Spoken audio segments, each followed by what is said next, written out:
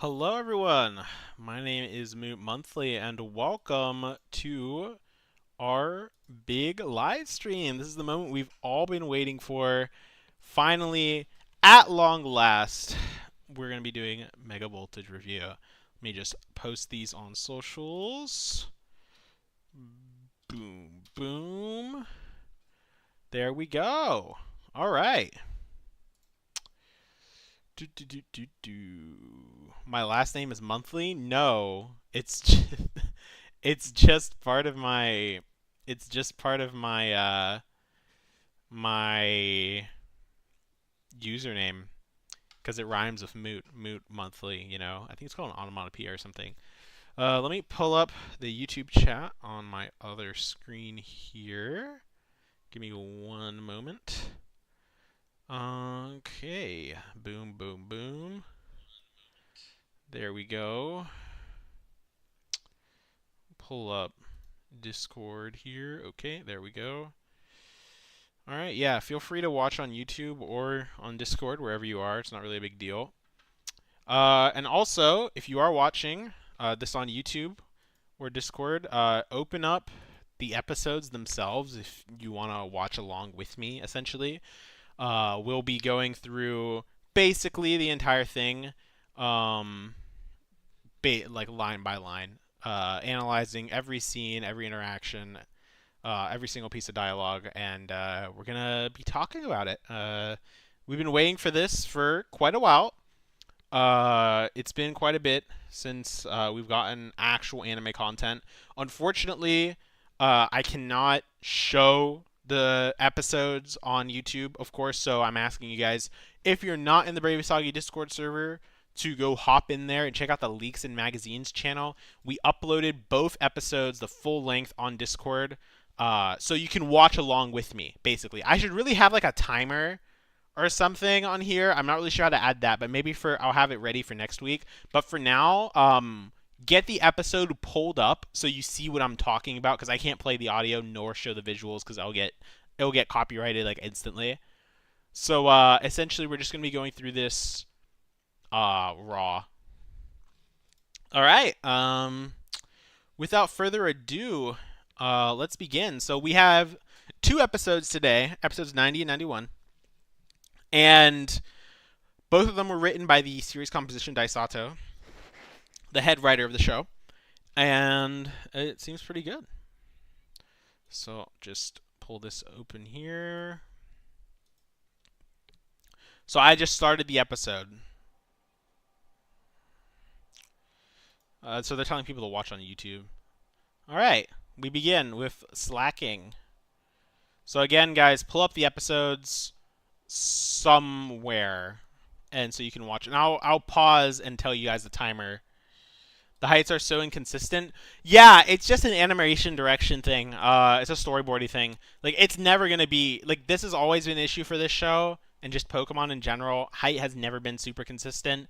I think that bigger productions tend to be a lot more strict with that kind of stuff, but Pokemon, like, you should take the heights that are in like the opening and stuff as like the factual ones. All right, so we see some Cacturns, Cacneas, Slacking walking around, Mr. Requiem Boy.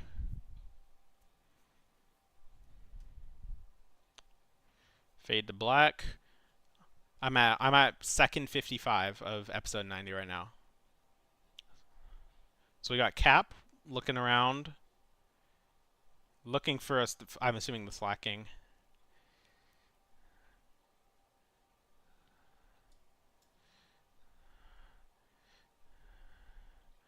Yeah, so Dot is saying to Cap to be careful because she doesn't know exactly where it is and it could come out anytime. To telling Cap and Roy to be careful.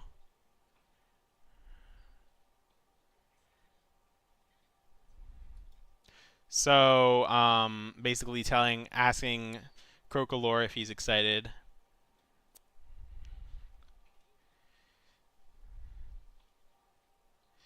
They find the They find the footsteps of Slack King.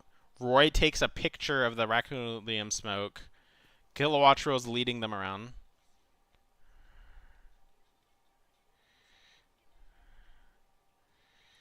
So Roy's introducing himself. Just giving himself a little bill.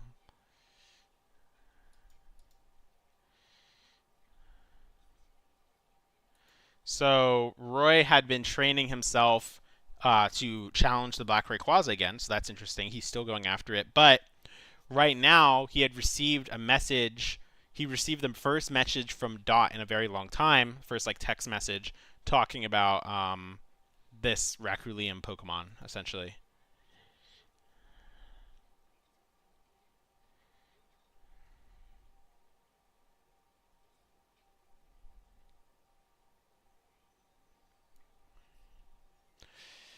So he found the Slacking. This is at minute 2:25. Well, minute 2:25 seconds. Just a Pokedex entry. Saying it's like the laziest Pokemon on Earth.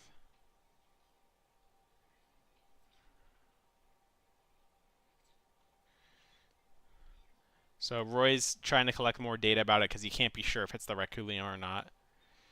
And then Uruto's here.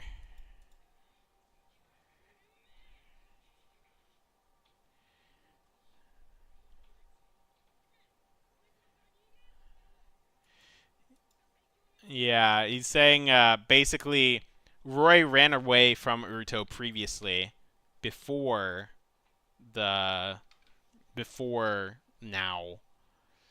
Let me see here. Let me see if I'm missing any Discord chats. Ah, a countdown? Oh, yeah, maybe that would have been a little bit better.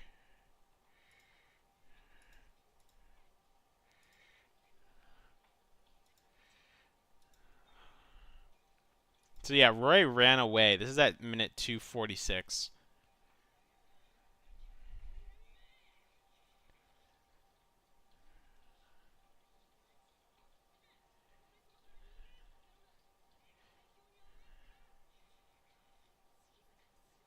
Yeah, and Roy's telling him to shut up. And Slacking ran away. So Uruto wants to battle Roy.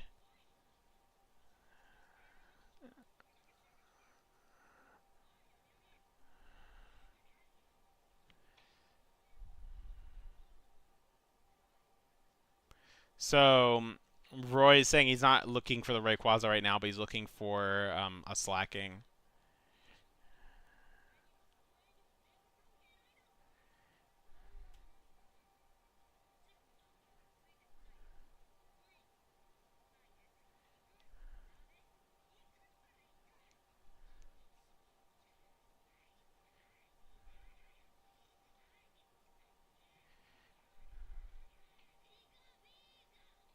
Cap telling them to shut up. This is pretty funny.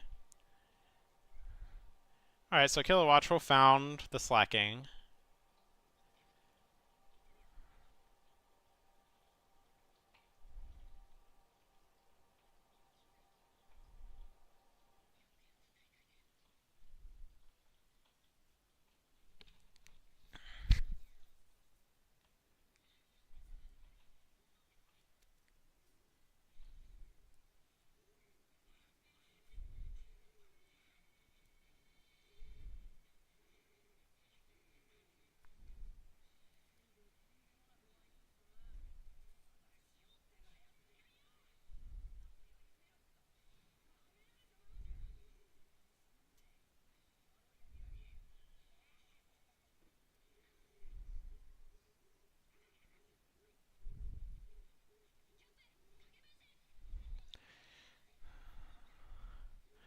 So it seems like Uruto will be doing the role of like sort of sloppy help, I guess, which would be pretty funny.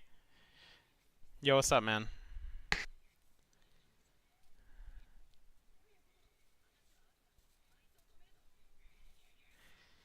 Yeah. So Roy notices that the Slacking definitely isn't normal, and Uruto asks what he means by that. And Roy says he'll tell him later. For now, they need to stop the slacking. Crocolore got bitched. He's got the hammer arm ready. Kilowattrel will build Crocolore out. I like that Kilowattrel has a role now. He has more of a role now than he did before, like in the last 2 arcs.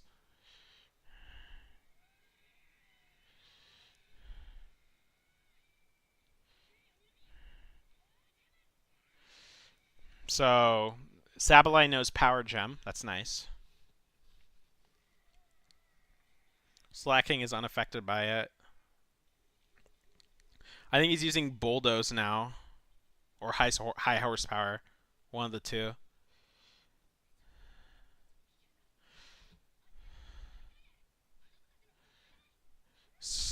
So, Crocolore and Kilowattrel are helping the other wild Pokemon protect it from.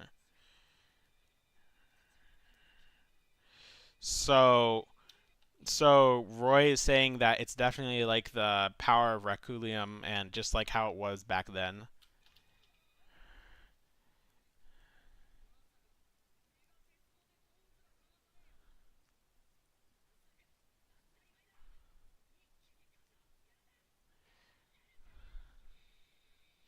Sends out Lucario. Irito basically said there's no way you became a bitch, right? And he said no, there's no way.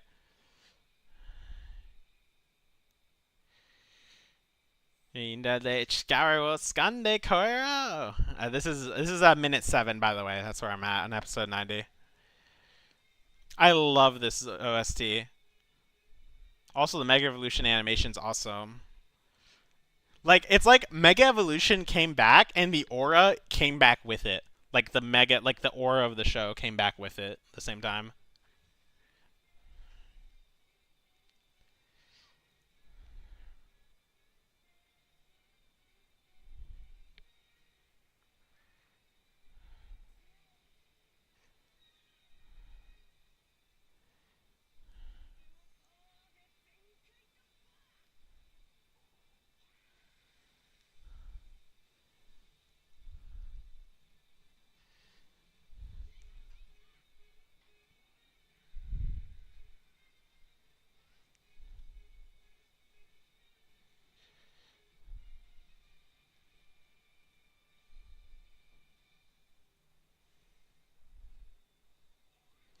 Yeah, I think that's just a Tomiyasu thing. They just didn't want to draw like a like apparel for the Mega Stones anymore, which is fair, I guess.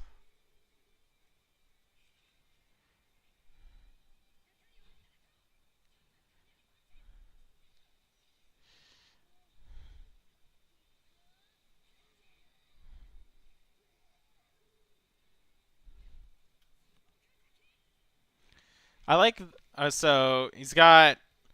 I'm not really sure what move that was. I think it was Shadow Claw. Was it Shadow Claw or something else? Oh, it's got Hyper Beam.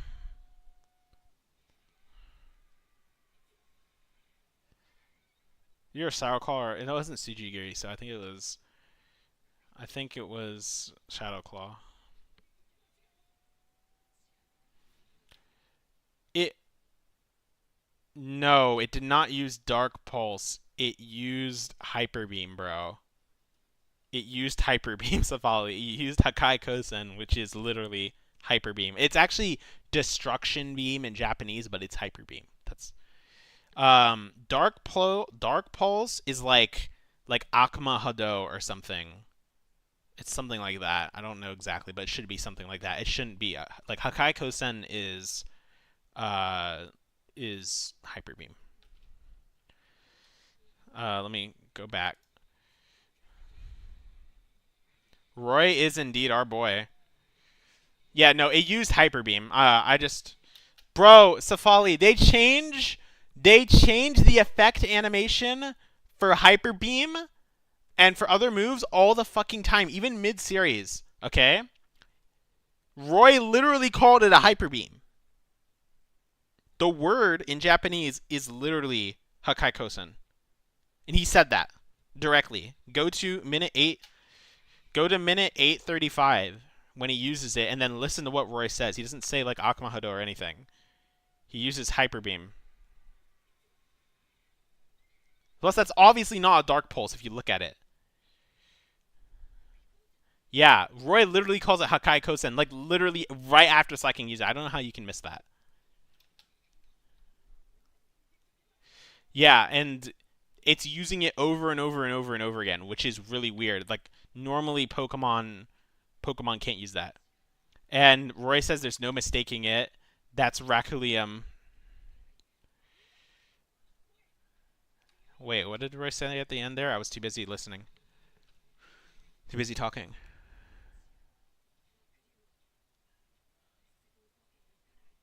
Yeah. Yeah, normally take a recharge, but Slaking isn't recharging. That's the point. Because of the Raculium, it's using it over and over and over again. Where to watch the new episode?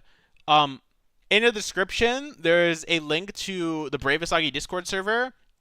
We have both episodes, like in Japanese, no subs, in the Leaks and Magazines channel of the Brave Asagi Discord right now. You can go in the link in the description, join the Discord server, go down to the Leaks and Magazines channel and watch both episodes right now for free, no VPN required, but they're in Japanese. They're not. There's no English subtitles.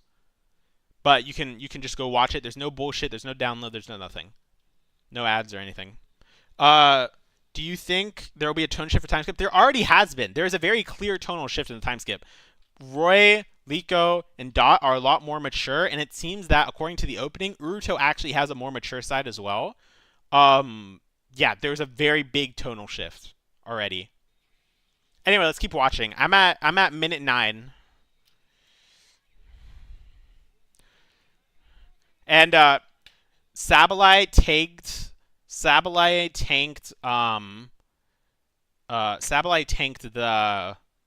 the Hyper Beam perfectly because the ghost type is not affected by it. And Lucario's using close combat.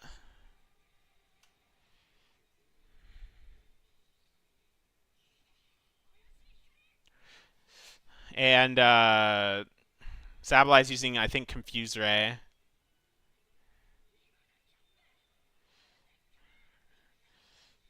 Cap is using Volt Tackle.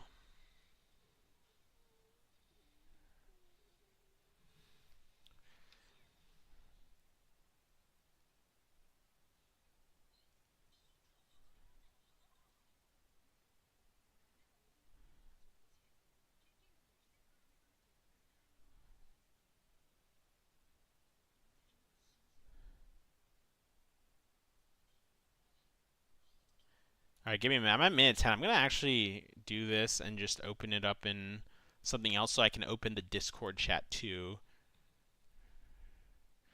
Yeah, that's what he says, Nathan. Hyper Beam is normal type. It doesn't affect Sableye because Sableye is part ghost type. Okay, so now I should actually be able to. There we go. Now we'll go to 10:08.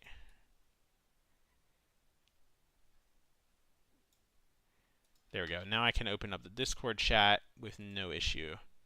All right, perfect. Pull that. Pull this over here. Boom. Now we continue. I'm at 10:08.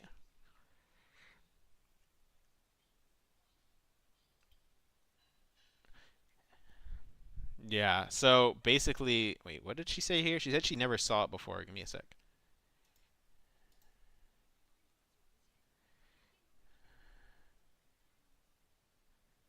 He said the Slaking returned to normal after they beat it.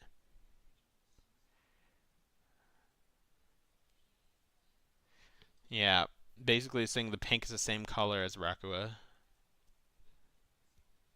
And they're wondering why.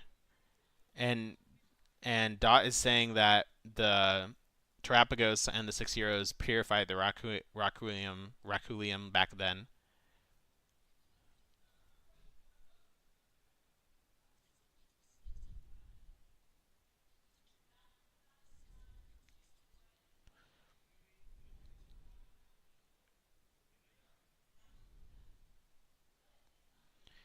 I'll check that whenever I get to that part.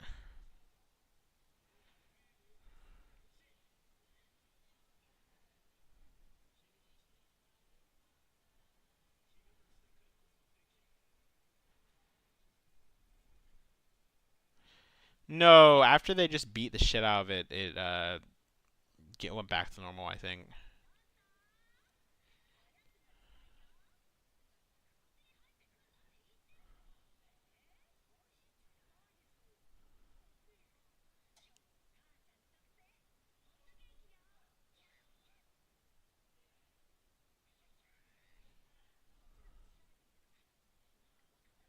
Hmm.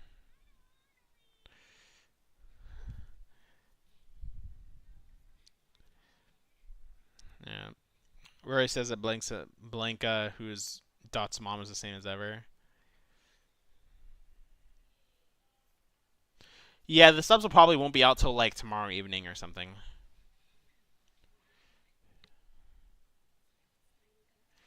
So Roy said that basically his adventure isn't over, nor is that the Rising Volteckers.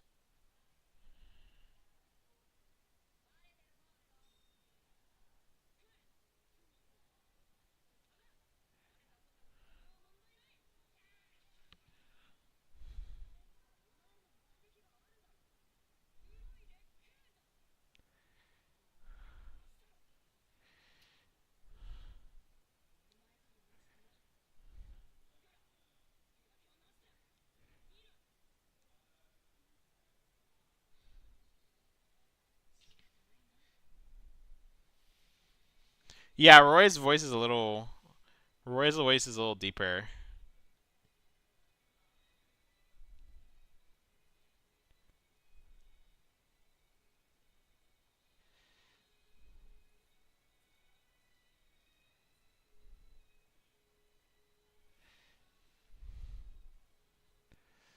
So yeah, Uruto gives him some words about how they're both looking for the Backward Quasar, so Roy can't like lose.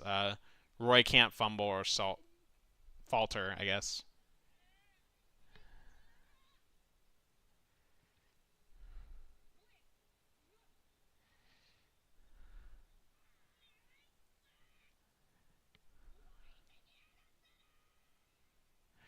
So yeah, Roy keeps abandoning Uruto like every day, and Uruto just keeps chasing him.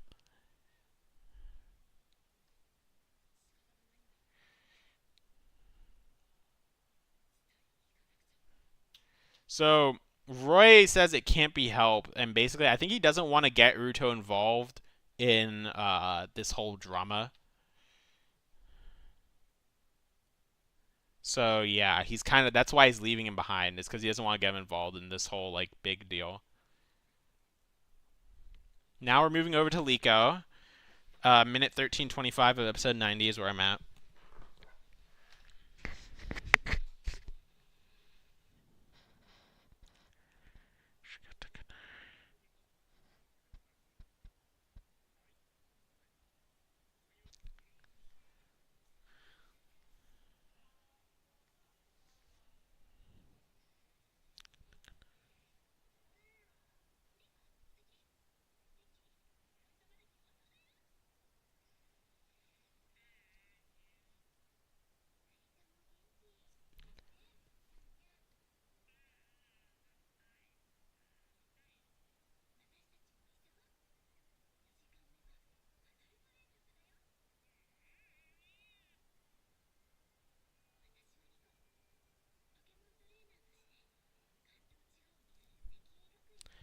So Liko's introducing herself. She's a student at Sekiei Academy.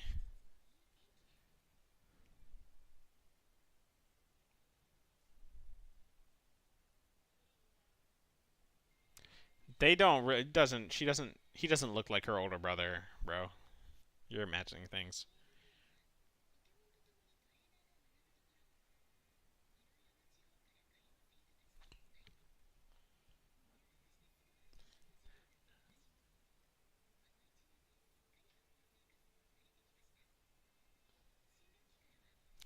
Basically, she's saying, Seiki Academy is a school where trainers like learn together with their Pokemon, and it's been a year, and now they're underclassmen. Like she's not the there's a year of students below her now.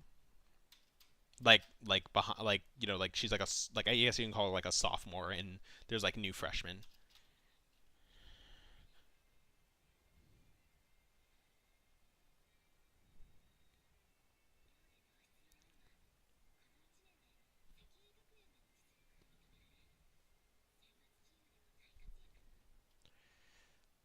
So yeah, Anne might be getting chosen for the ace team of the school.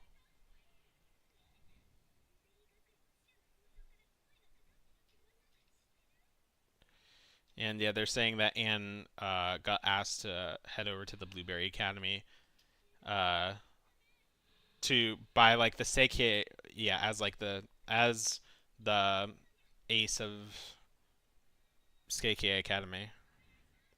Yeah, she's gonna go there to like battle them or like represent them, kind of like what she did with Naranja. She's like a representative student.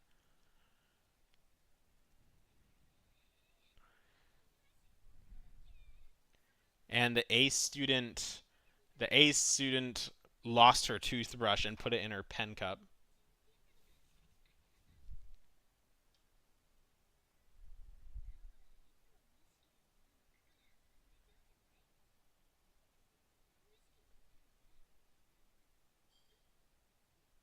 Yeah. And ask her about why she's always and Anne's asking why she's always polishing the Pokeball. And basically, Terapagos hasn't come out of its ball in a year.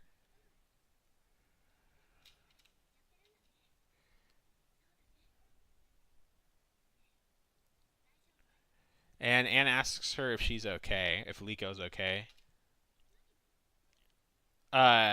Oh, she asks is everything okay, and then Liko's like, about what? And then she says she's absolutely fine. Liko says she's absolutely fine, which is obviously not true. Yeah, no, she's absolutely not having a good time.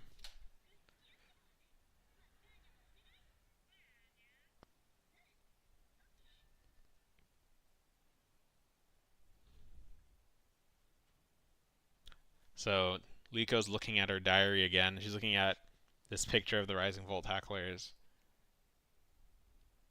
No, yeah, no, Pokey. Anne knows Liko captured it.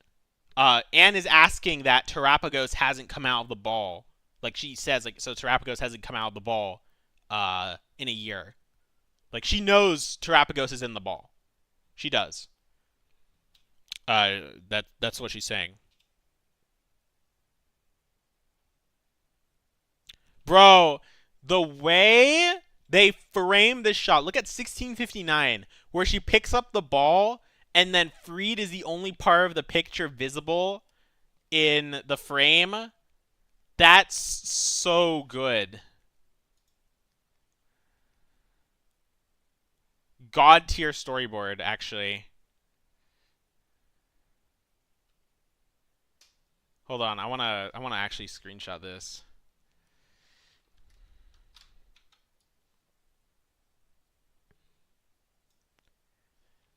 That's a tweet, actually. Hold up. We're doing live tweets, by the way. Live tweeting. Live tweeting.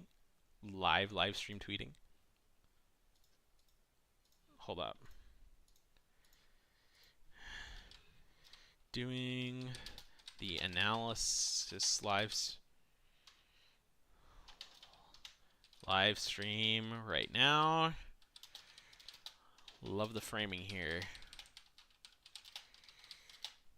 Terapagos. Ghost's Pokeball. Ball and only Freed being in the frame.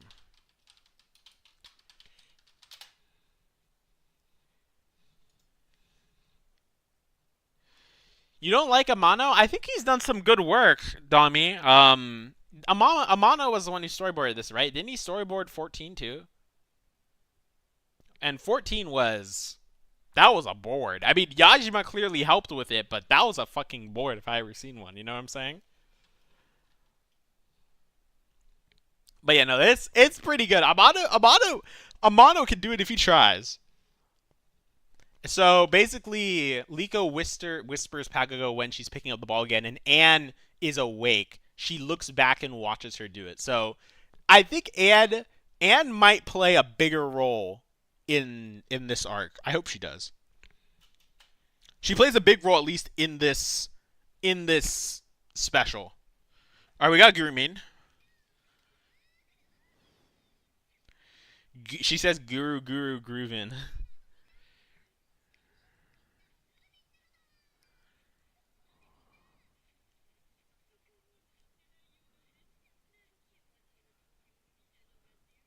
So basically, she said that she heard something about a Pokemon using a weird move, and they're talking about the Hyper Beam. So I'm assuming the Raccoolium powered up specifically the Hyper Beam. It made it pink, so it's not normally pink. And she said she hasn't gotten much information about it though.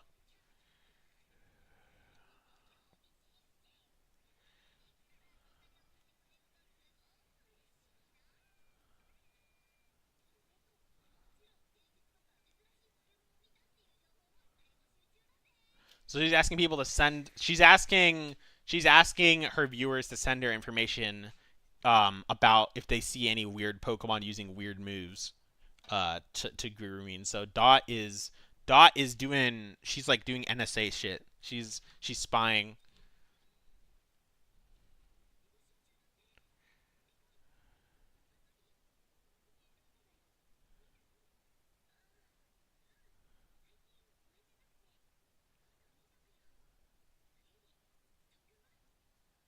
So basically, Liko hasn't been watching the Gurumin videos, which is not surprising. She's trying to forget about she's trying to forget about the Rising Volt Tacklers, I guess. And she changes the subject to do some battle training.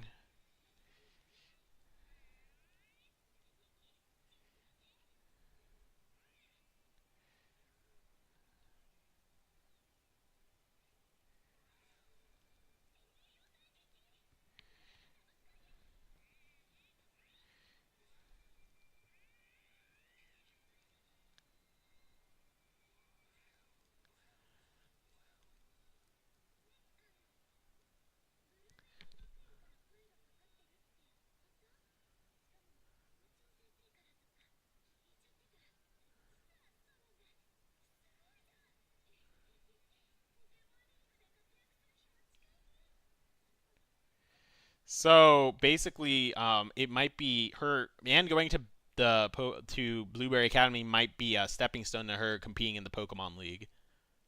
Is what Liko is saying, which is actually really cool.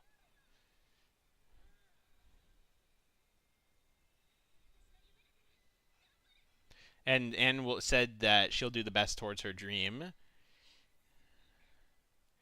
And here we see that Liko has become introspective again. This is really interesting. So she's actually regressed a bit from how open she used to be back towards how she was towards the start. She's saying that Anne is advancing towards her dream, and she says that Anne's a strong person, and she knows what and Anne knows what she wants to do in life. But and Liko says, "But I don't."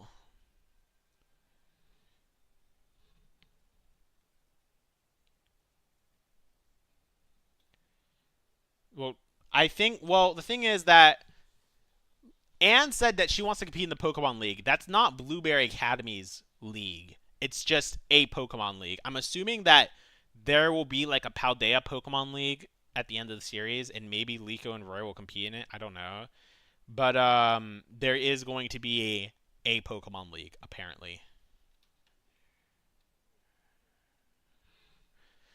Okay, so it's confirmed that the the slacking was in Hoenn. They're saying that there like the girls are talking about this article. Actually, like the thing is, I was talking about this in the Discord earlier, and I didn't think it was Hoenn, but I hadn't like I watched the episode at like 6 a.m. and I wasn't fully awake. So like when I'm now rewatching the episode for the first time, I'm kind of like listening into the dialogue.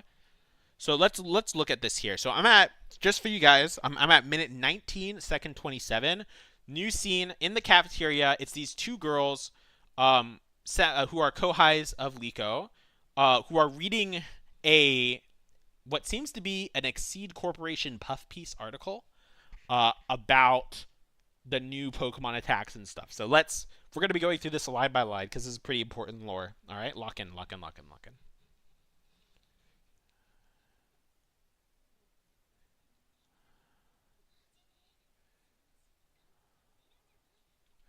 Okay, So, girl one says it's happening again.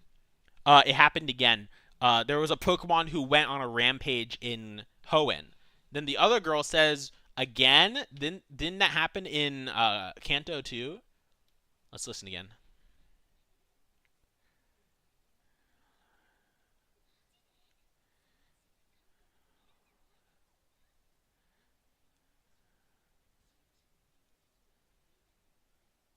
Yeah, and so the Exceed guy, Spinel said from Exceed that he's taking care of it.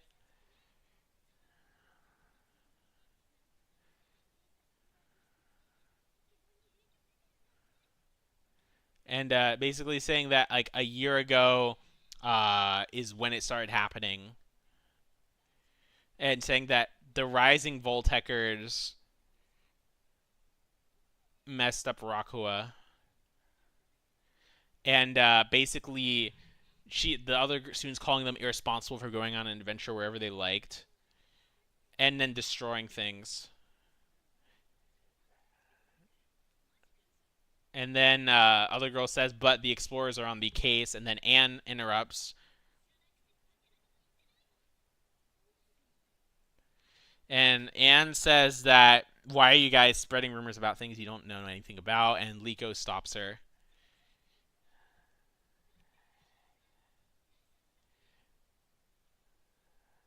And Liko basically says it's okay, it's not really a big deal. And Meowscarada gets mad.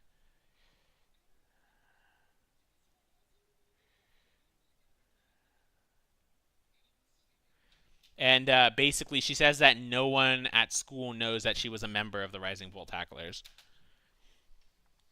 Yeah, this is some good stuff. Daisato cooked, bro. Like, this is some good stuff.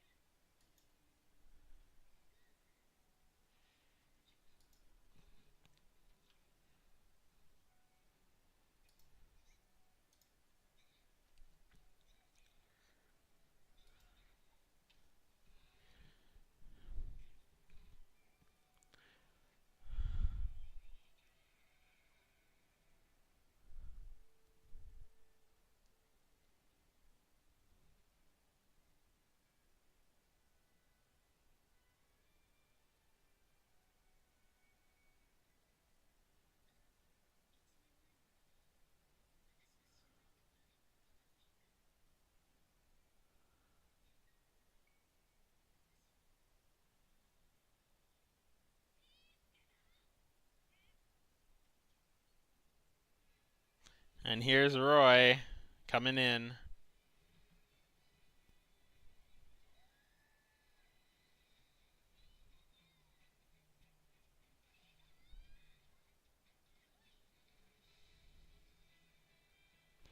All right, I think that's the end of.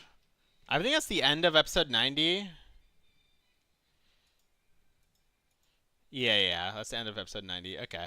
Let's move on to episode 91. Let me download it real quick. Download. Boom.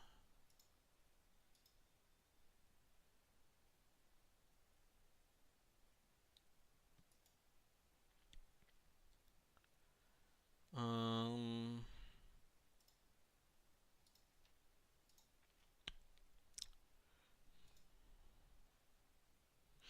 Yeah, it was a little better that it was cut together. It was good.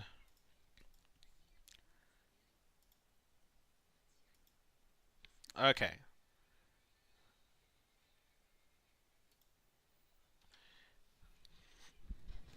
All right. So here we go. This is Roy. It's his. It's his point of view here. So he found Seiki Academy.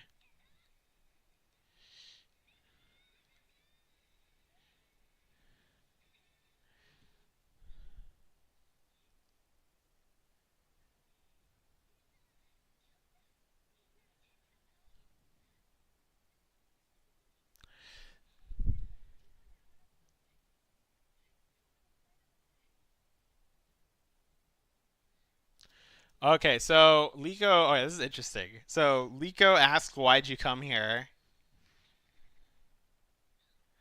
Let's listen to this again.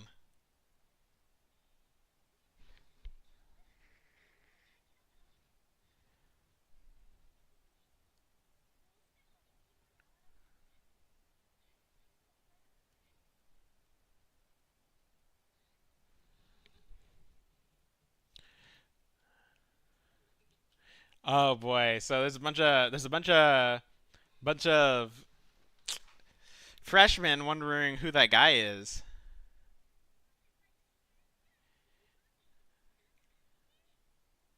They're saying he looks kind of handsome and cool.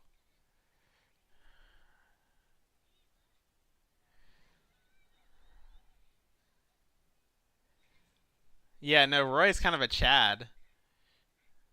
Pikachu's sneezing for some reason.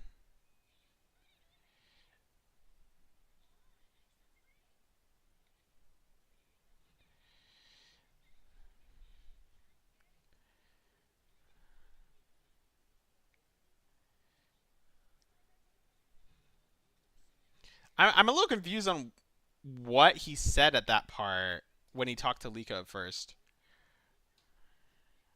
Awa na chiakte taisetsu na kato sky nakate. He's saying he had like I think he said like he has a special reason or like he doesn't need a special reason to see her or something. I don't know.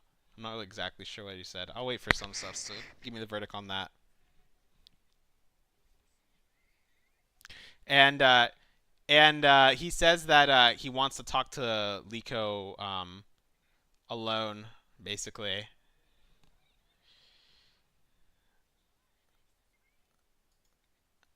Interesting. Interesting that Anne gave him a high five, but Liko didn't touch him at all. Interesting.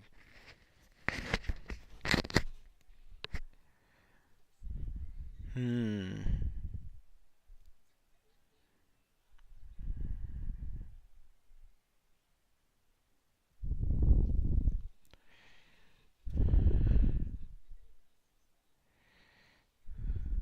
Yeah, yeah, yeah. So basically, he wanted to tell her something important and all that, and that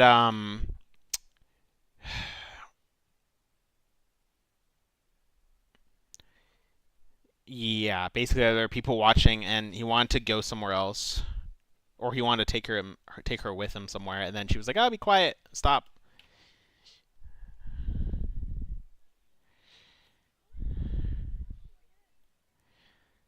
And he points out that one of the students has a Charizard, which is really cool because he likes Charizard. He has a show of Texas. I bet Liko blocked everyone. I mean, let's be honest. She didn't even talk to Dot once. So I'm guessing that like she literally went cold turkey on everyone.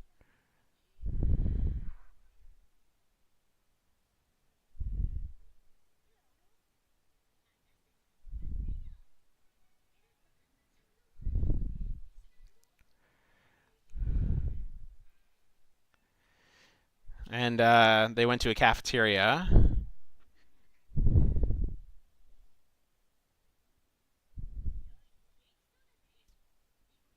Oh, notably, Anne's Sandshrew evolved into Sandslash. I don't know if she did that during Arc 3 or not.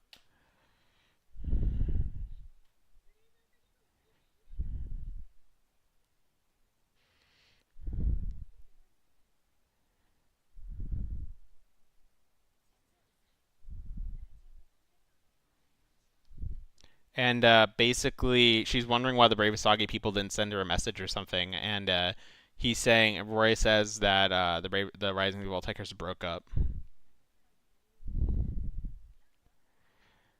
Yeah, after they traveled to Rakua, they lost. Yeah, he said that like after they traveled to Rakua, they lost one of their members. They went around trying to look for him, but they couldn't find him. And then Exceed blacked off Rakua from anyone visiting it, so they couldn't look any further.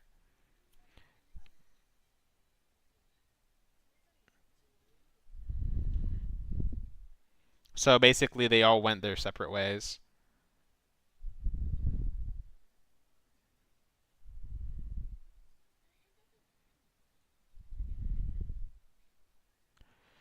And Anne said that, she thought that something bad happened, but she wasn't really sure what did. And Liko said that she's sorry for not telling her until now.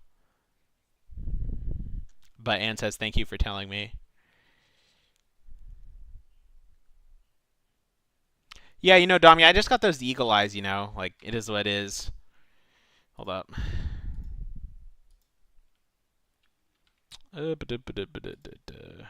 Where was I?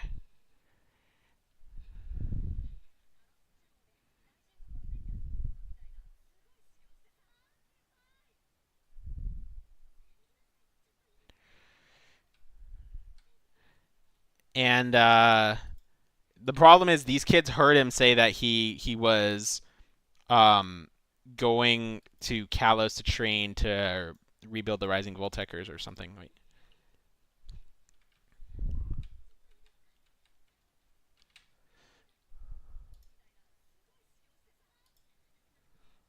Wait, let me see here. Let me listen up here again.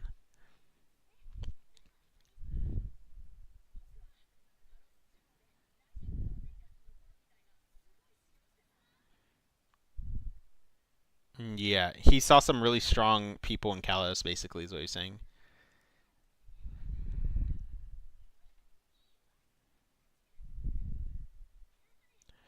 So they ask Anne if they can watch her battle, and then they actually heard him say that he was a member of the Rising Voltekkers, and then they got scared.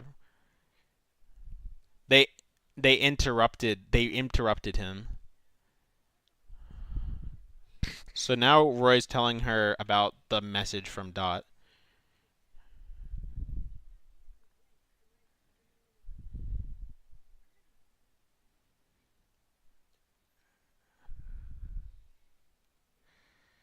Yeah.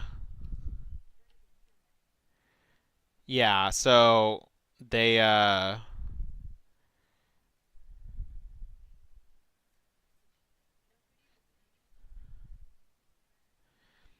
yeah, so there's basically the Raculium influence is slacking.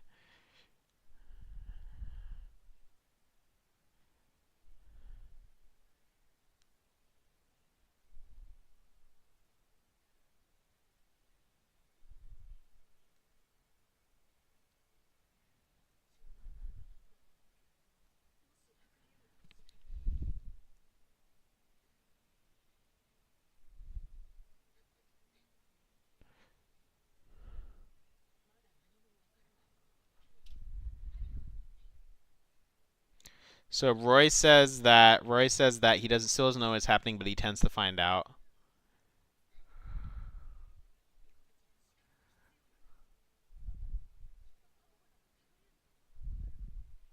Basically, Dot said that Terapagos should be able to tell if it's really Raculium.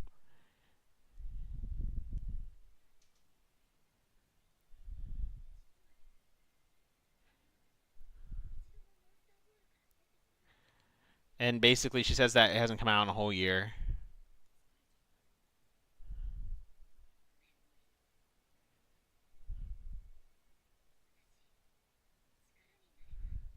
And basically, Liko says that she doesn't have the power to help him.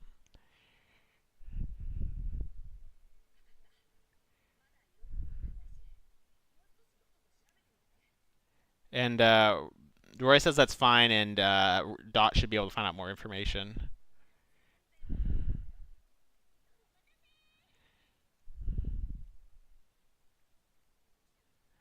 And basically, Anne walks in, and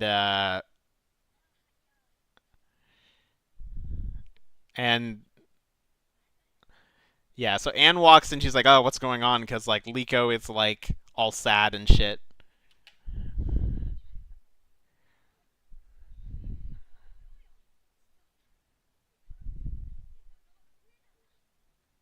It says he found a new party member in Kalos, and Miascata went missing.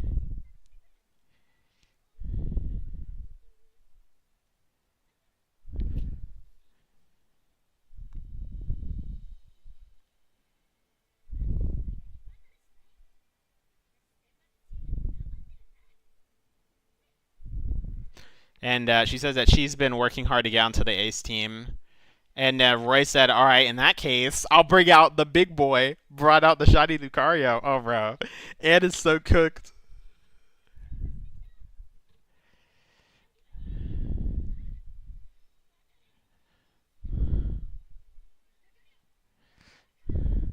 Dude, I love that steel. I love that flash cannon animation. That's so good.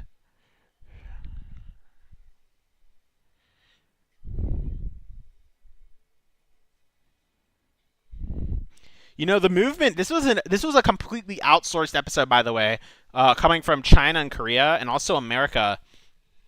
But the movement was actually not terrible, and some of the move animations were actually really good. I'm kind of impressed. Like the key animation, obviously, is a little bit stiff, but it's fine. So yeah, I'm just watching the battle between Lucario and Samurott right now.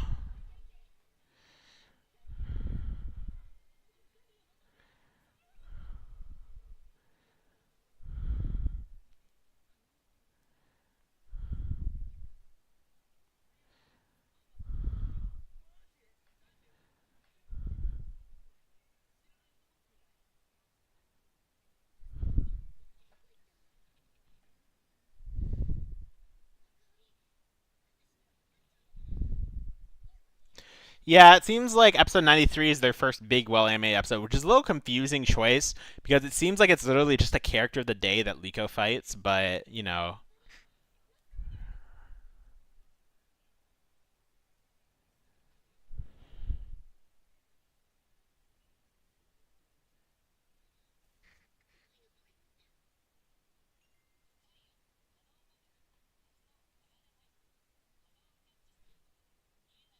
No, 92 is Iwane's episode. 93 is a full in house episode, animation directed by Yoshida, so it's probably going to be pretty good. So, so Roy, she's a little sad that Roy caught a new partner and that she's still stuck in the same place.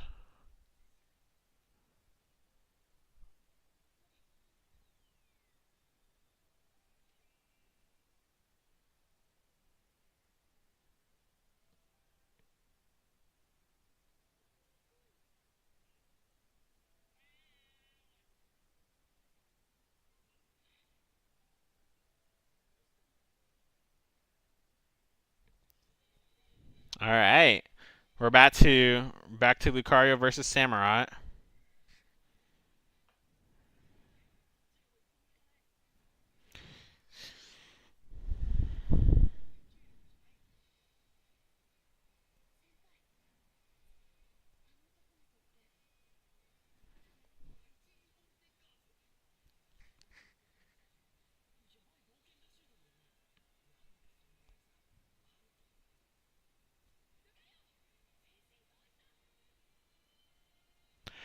So okay, so one thing I want to say here is that Roy doesn't actually have aura. I think it's just like a visual effect.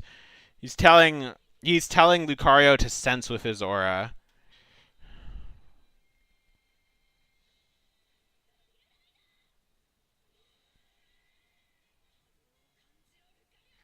and to use the wave guidance to dodge it.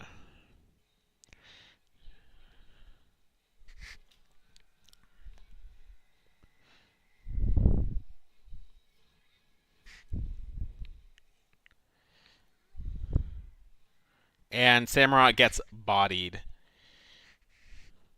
Yeah, he does. He has the Gen Z aura for sure. What's interesting is that Roy always Roy doesn't keep Lucario out a lot. Seems like he's using it as sort of like the Acemon, you know, he's instantly returning it after the battle. I think he knows like right now Lucario is Roy's strongest Pokemon kind of by far. I mean Cap is probably equal to him.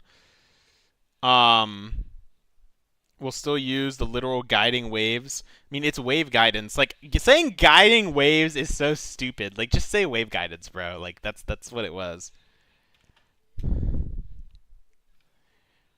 And Anne says that Roy is really strong and that she's gonna keep working with Samurott to get stronger.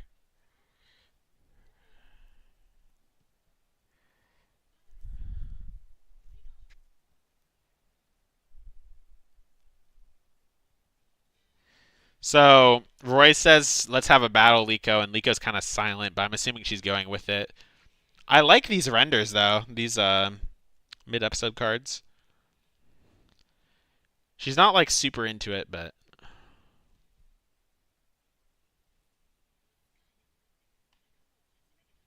and he said that this is the first time he's going to be battling Mascarnia or Meowscarada as Meowscarada. And Liko says it's been a long time since she's battled Crocolore.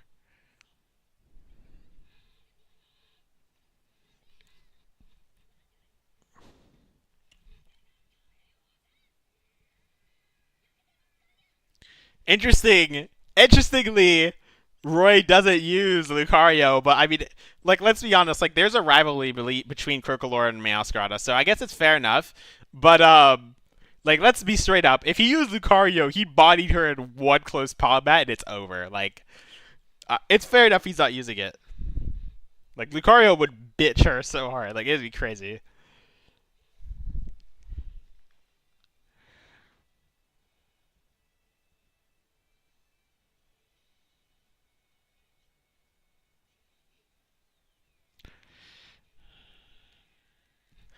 So Crocolore is getting confused about the flower tricks. He's not having a good time.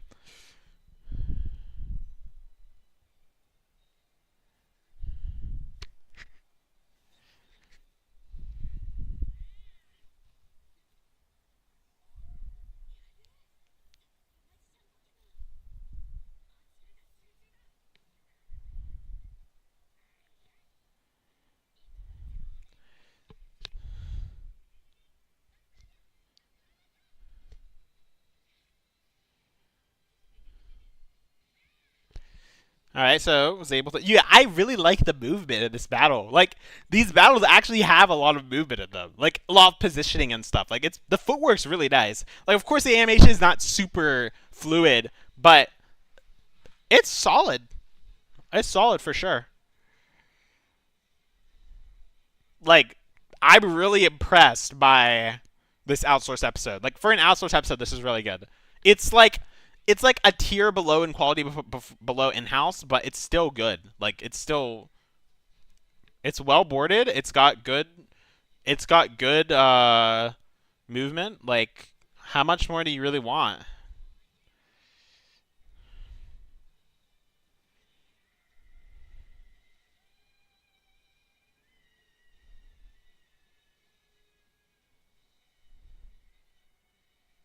And Charm Voice is also super effective against Miascarada because it's got the dark type.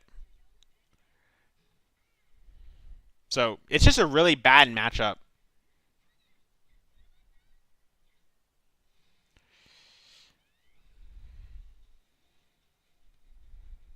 And look at that smooth dodge by look at watching Crocolore move like that's so funny. I mean, of course, that's the reason why they haven't evolved Skeledirge yet. Is because choreography with with Skeledirge will be so hard. So I'm not surprised they're keeping him as Crocolore for now.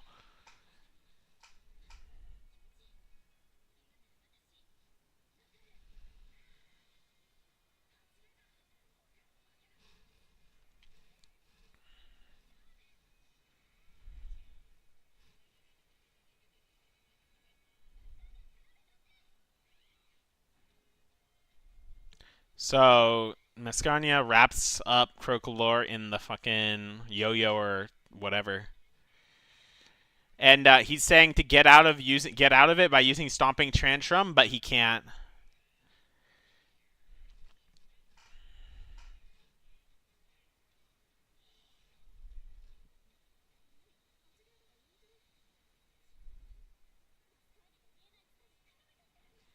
Yeah, and so basically um, the student asks like, wait, so how's Crocolore forwarding? But Anne says that you can't see it, but there's a yarn there holding it up.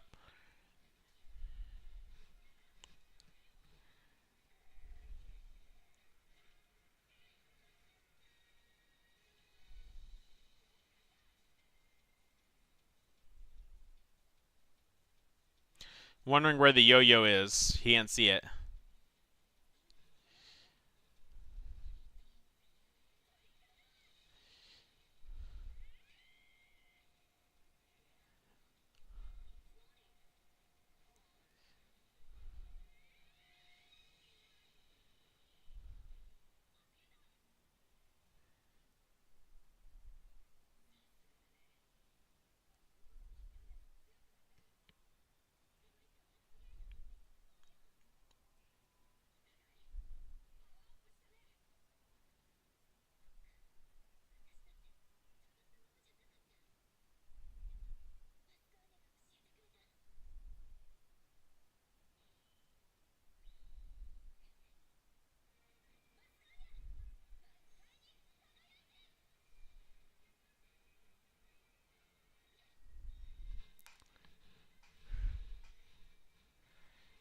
All right, we got the Terrestrial. I love this. I love the OST. Like the OSTs for this show are so good. Like Konish has really done a good job.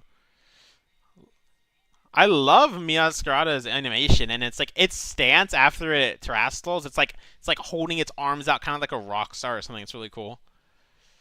Meanwhile, Achigator is kind of just like a goober. He's just like standing there.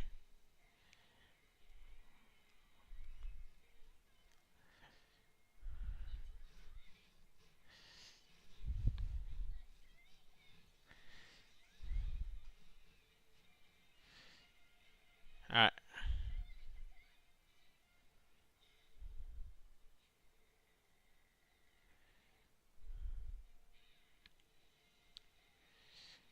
So Mascota trying to stop the flame charge, but it's not working, and Meowscrata gets bitched. It is what it is.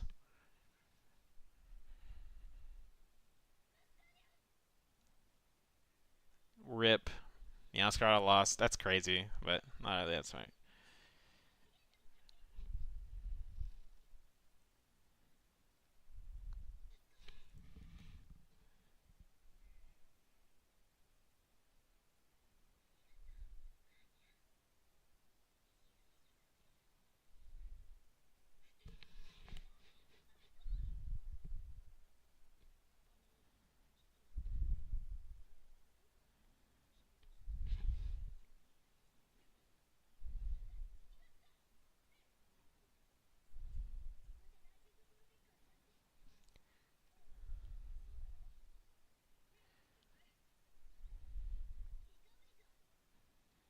So basically, this is like the scene that we were talking about last stream, like last week, about the whole thing of them learning that he's a member of the Rising Volteckers, the students that is, and asking Anne if it's okay. And they also asked Liko, "What's the meaning of this?" and to explain yourself.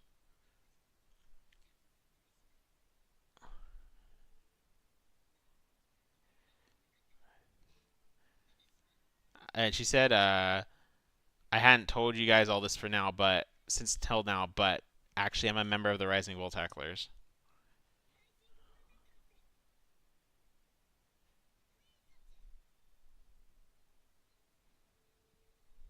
And everyone's like kind of surprised.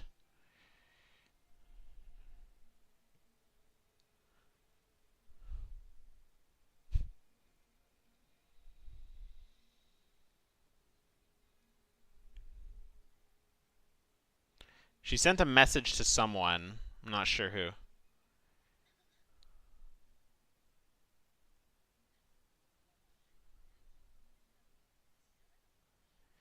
And she said that, and Roy says to Anne that, like, everyone at at the school didn't really know who the Rising Volteckers were.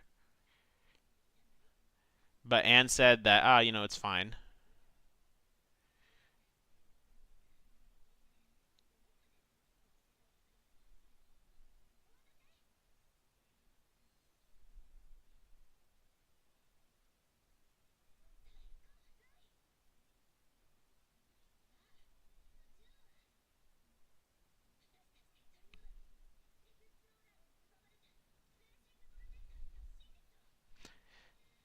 All right, and now we have the opening. So basically, that was the end of the episode. Basically, Liko saying that we're gonna return, we're going to reclaim the truth about the Rising Voltecklers from the Explorers. Now we got the opening. I kind of want to talk about the opening a little bit.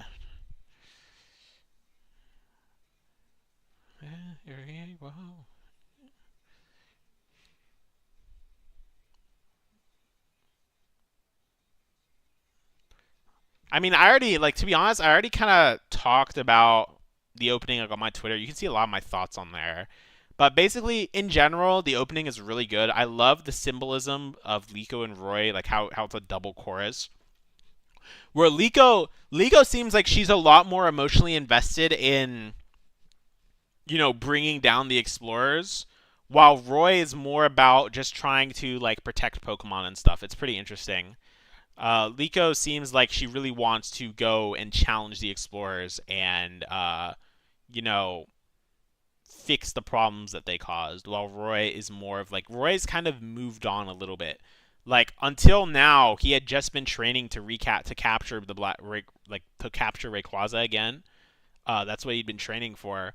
But which is why Uruto knows about the Black Rayquaza. But now he's kind of been pulled back into the Rakulium thing. And he doesn't want to bring Uruto into it, but Uruto's going to follow him into it anyway. Also, the animation's pretty great. They got a lot of freelancers to work on this opening.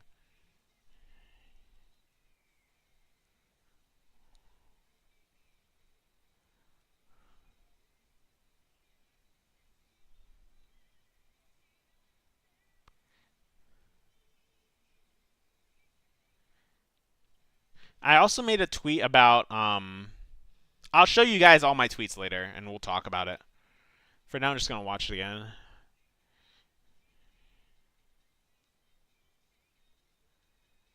You know, like I think that like I want to look at this Uruto part bit a little more closely.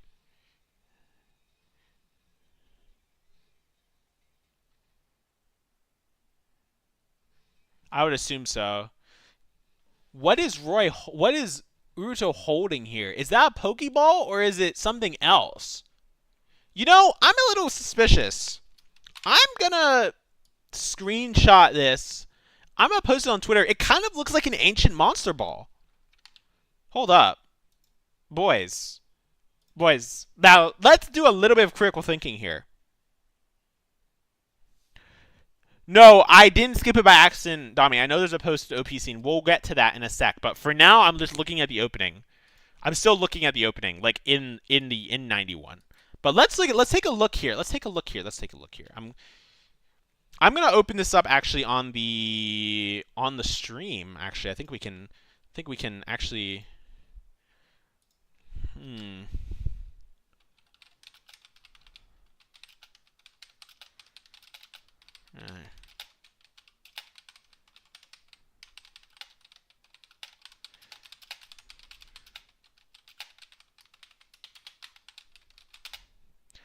So I'm going to just tweet this out, and then I'm going to actually open this in a new tab, and we're going to switch over.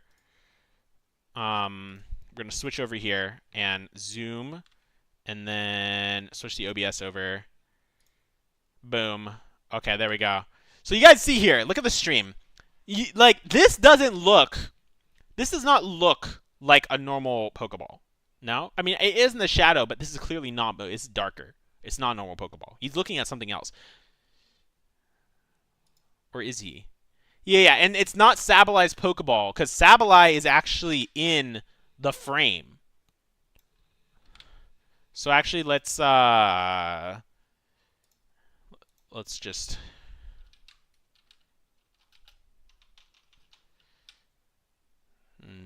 Not... Sableye, by the way. So let's actually pull this open too. You can see here, like, this is not Sablai's Pokeball either. He looks like it looks like an ancient monster ball. Looks like an ancient monster ball. I think it is. Anyway.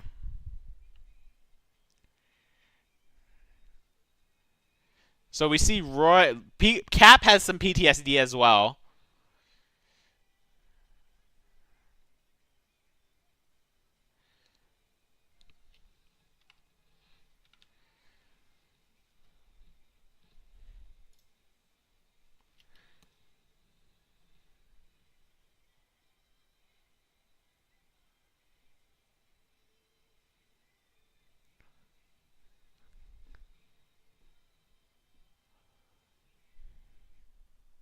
All right, so now let's do a little bit of analysis of the opening. Well, actually, let's finish the post-credit scenes first. Let's watch the post-credit scene. Wait, so Nathan, you haven't even watched the anime? Bro, half of the enjoyment we're getting from these episodes is knowing the previous arc, too, like the previous story. Like, that's like what makes this thing good. Like, obviously, it's not going to be as good. Watch the show, bro. The show is good. It's watchable. And actually, arcs 1 and 3 are like really, really good. Arc 4 is decent. Arc 2 is pretty bad, aside from like 5 episodes of it. But arcs 1 and 3 are great, and arc 4 is like decent. And the end of arc 4 is really good. But yeah, no, watch the anime, bro. It really isn't. Like, just watch it, bro. You have time. Like, you watch that shit, and then you come in here and you actually watch the show, and it's gonna be 10 times better. So they leave on a bus. Anne waves goodbye to them. They they really showcased Anne a lot here. I think Anne is actually going to play a bigger part in the story, especially because she's right behind them along with Nimona. So I'm assuming that actually we are going to be getting some Paldea content, which I was actually remember me a week ago. I was saying we weren't going to get Paldea content, but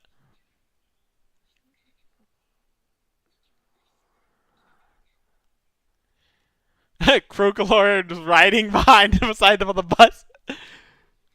Oh my gosh. Now we got Spinelu.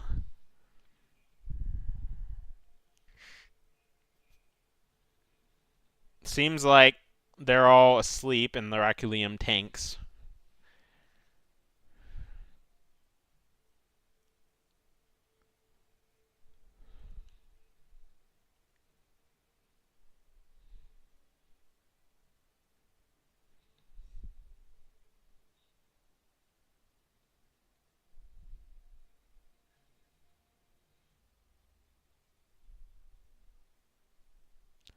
Overall, I mean, he didn't really say anything. It's just like the people, the beings who are protecting the world are now here or something. But so so Uruto sees Roy with Liko.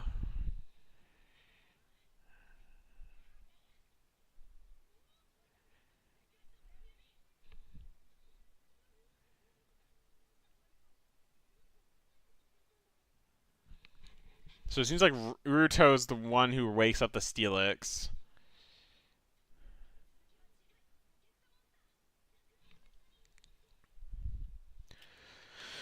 Oh, yeah, Amethio isn't going to be in the opening. I think that, like, let's be honest. This first core, so up to like late June, I don't think we're really going to be seeing much of. Yeah, soon the world will kneel too. Yeah, probably.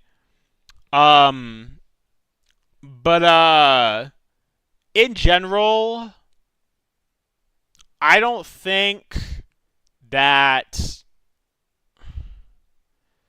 we're going to be seeing like Amethio or any like really major plot points um in the first course. So the first like 12 episodes or so of this arc, I don't think like the first half of this arc we're not really going to see much. I'm assuming the opening will have some visual changes in July, and then we'll start getting into like the plot, because this first 12 episodes seems like it's going to be some fillers, some Nimona, some stuff, but not really like a crazy amount of stuff, just to reintroduce the characters, build up the dynamics. That's fine as long as the filler episodes are written well and well executed. It's fine. The issue is if the filler sucks, in which case it'll kill the momentum of the show. But for now, it seems good. I did want to kind of go over some stuff. The big thing, of course, was this. So with regards to the opening, I kind of said it here that Liko is desperately trying to reclaim what she once had, while Roy is steadily moving forward. Liko's sequence ends with Terapagos in the nighttime, while Roy's sequence ends with Lucario in the dawn. So basically, I feel like this is saying that, like, well, obviously the night with Terapagos is that Terapagos is mostly asleep, and the story isn't as focal on it anymore, while Megas are now, like, the new future, or, like, the dawn of stuff. So, yeah, I really like the direction in this opening. Aside from that, I mean, we had some great frames, right? Like, I mean, we had. Where is that one? That one ultra hard Uruto frame, bro. Oops. That one Uruto frame that's just so fucking clean, bro. Like, he's just GOAT, bro.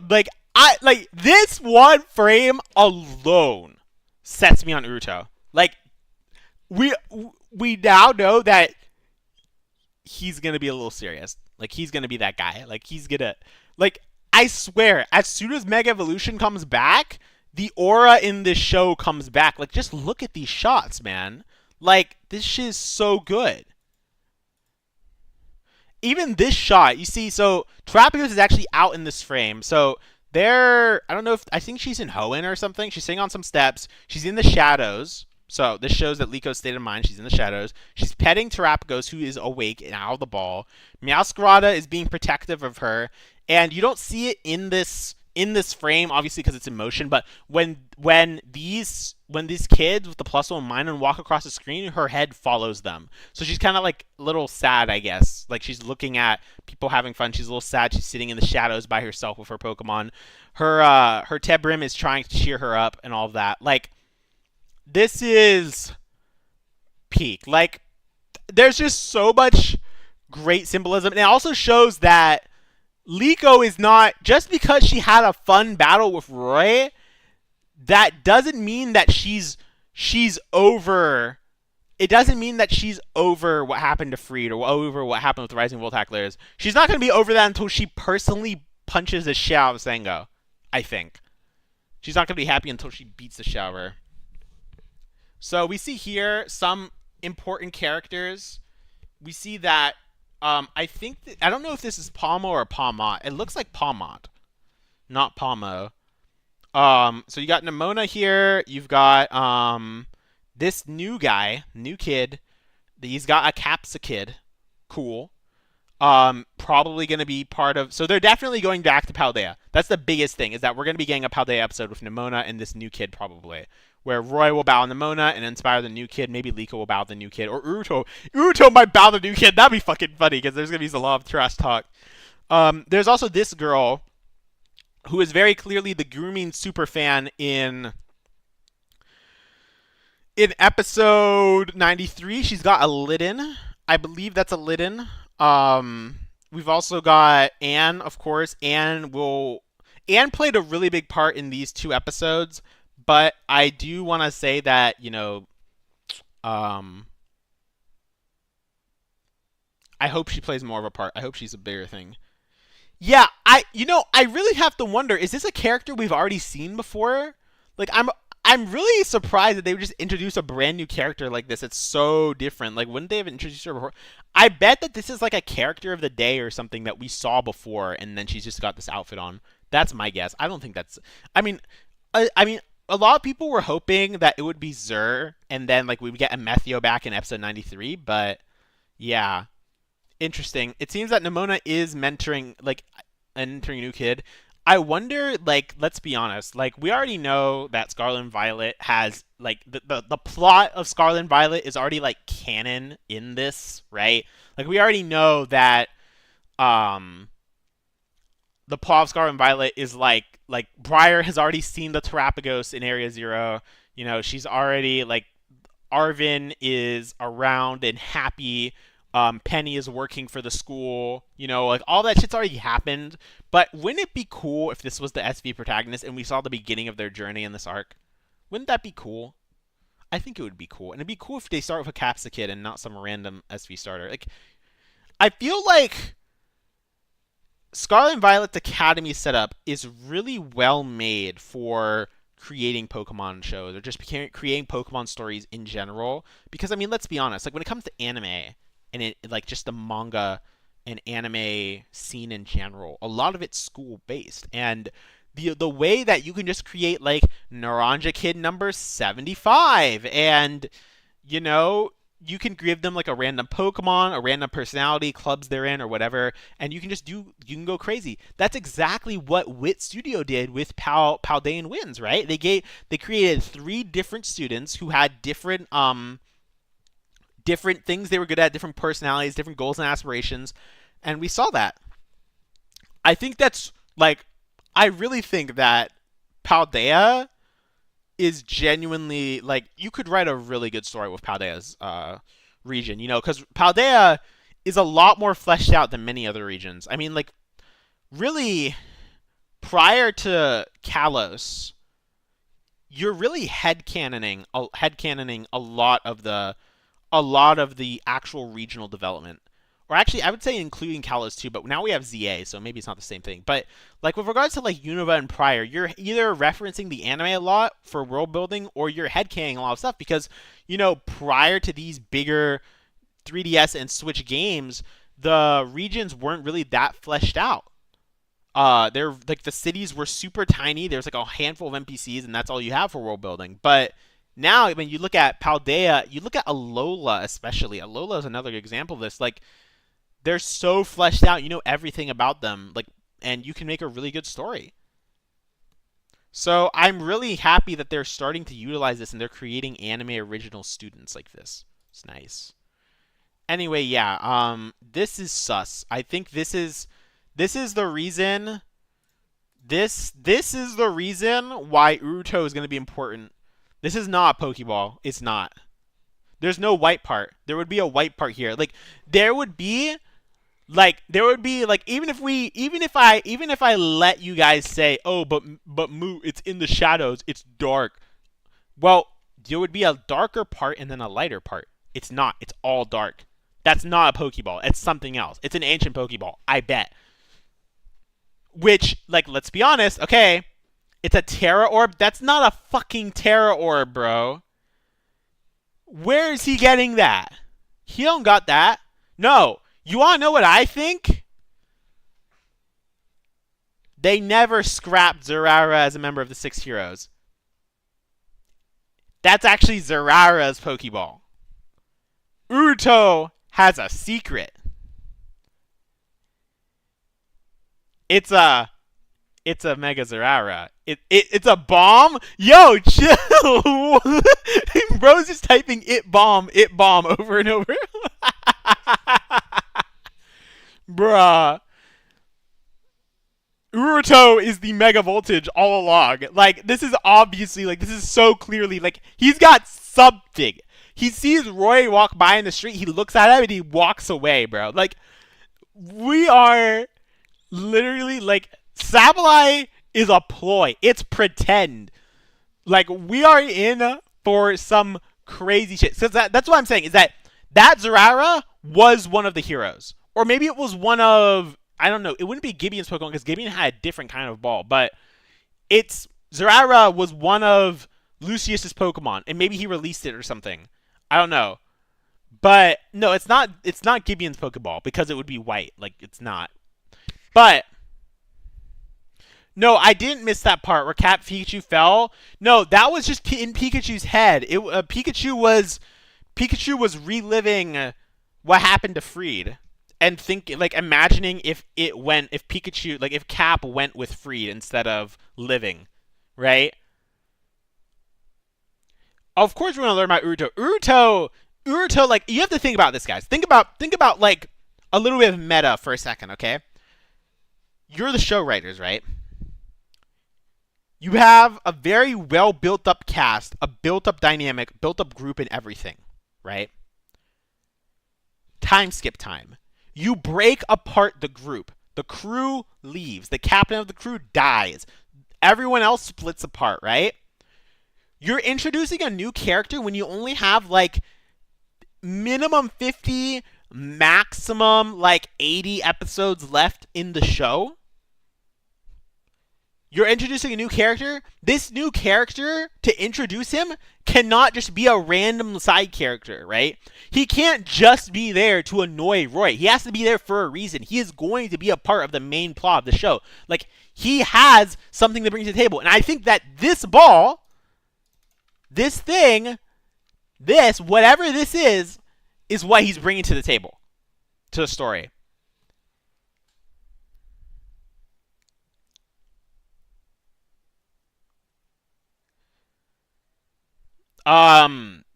Okay, do you have a picture, Dommy? Can we see a zoomed in picture? Oh, hell no! That is an ancient Bossa Ball! What the? Oh, hold on, boys. Open link. Look at that! That's an ancient Pokeball. That's not a Pokeball. That's not a regular Pokeball. That's an ancient Pokeball, bro. I knew it. I knew it.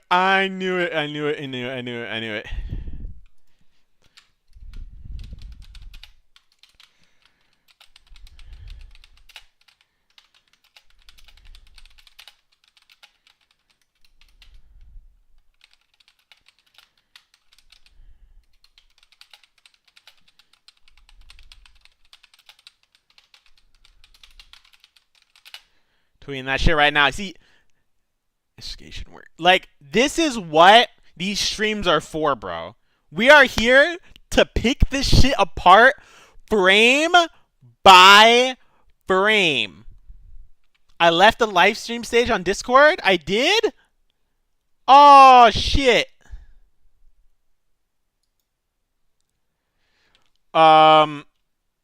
We back. My bad. My beat.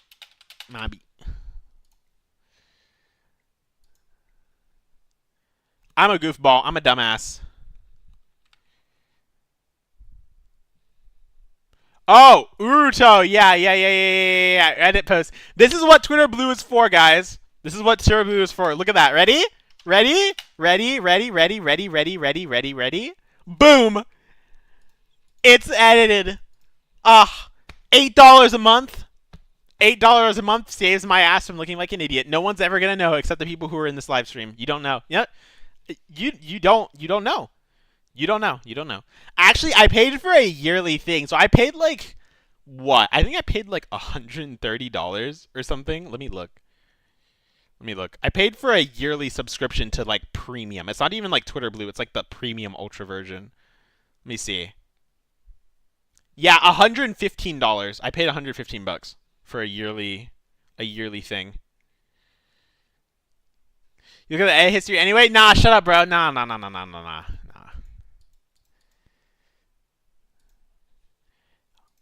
Also, yeah, Astro, if you're watching this, you're a dumbass. That's very clearly not fucking red, bro. Get out of here. That's not a Pokeball. That is not a Pokeball. Get the hell out of here. Anyway, let's pull up. Let's see if we can find some other images on Twitter of, like, the opening.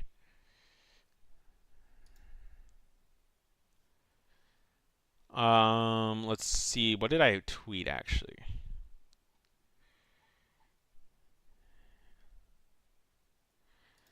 Let me see. We can find some... Ooh, Silent Witch got new stuff, but that's okay. I don't really give a shit. We'll just retweet that. Let me see.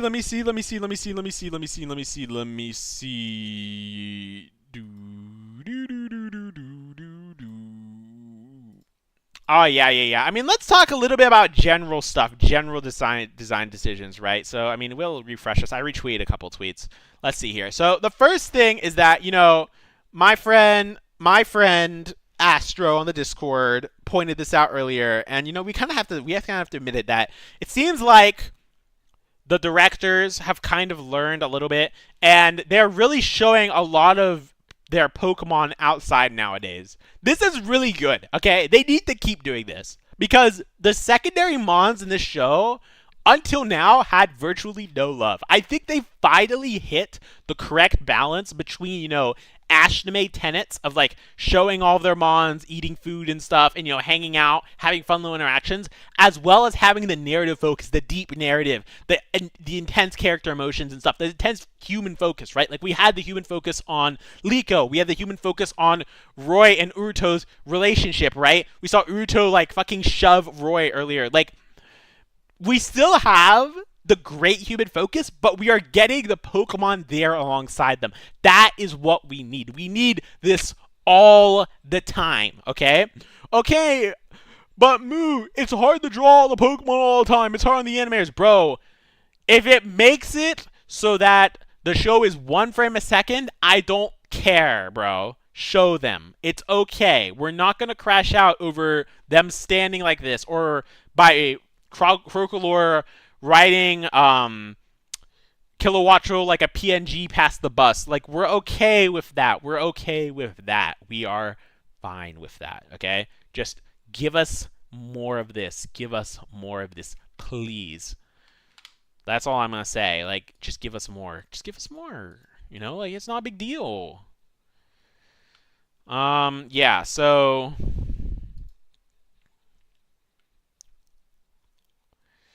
Yeah.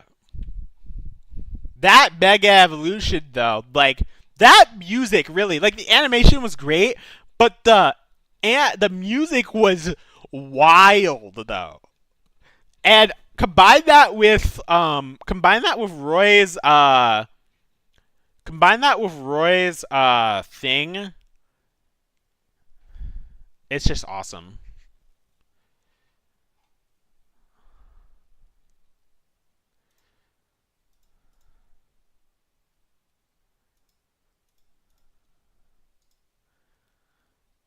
So yeah, let's look at the we got a few more OP images. I retweeted a few more tweets, so let's pull that up here.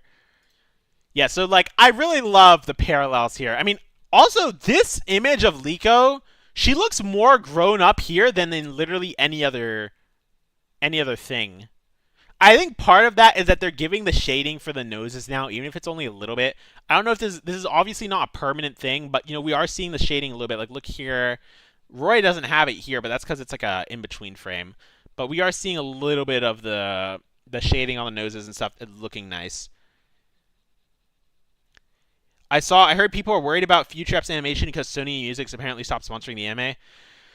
Sony Music sponsors the anime in that they give the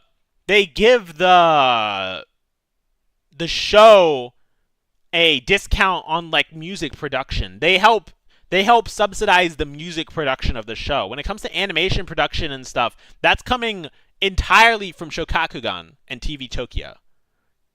Yeah, they produce the songs of Pokemon. That's what the sponsoring comes from, is that they